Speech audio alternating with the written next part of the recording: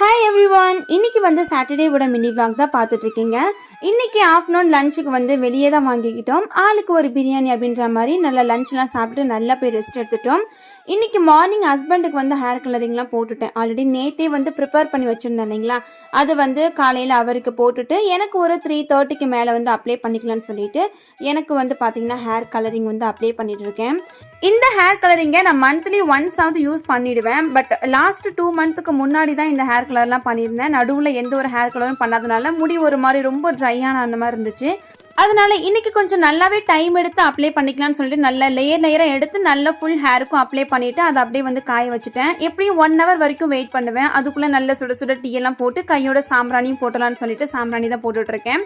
நல்லா ஹேர் வாஷ்லாம் பண்ணதுக்கப்புறம் நைட்டு போல் தான் வந்து பார்த்தீங்கன்னா துணியெல்லாம் 2 நாளாக மடிக்காமல் வச்சுருந்தேன். அதெல்லாம் மடித்து அப்படியே வந்து எடுத்து வைக்க ஸ்டார்ட் பண்ணிட்டேன். இன்றைக்கி டே ரொம்ப சூப்பராக போச்சு. நாளை பார்க்கலாம். பாய்.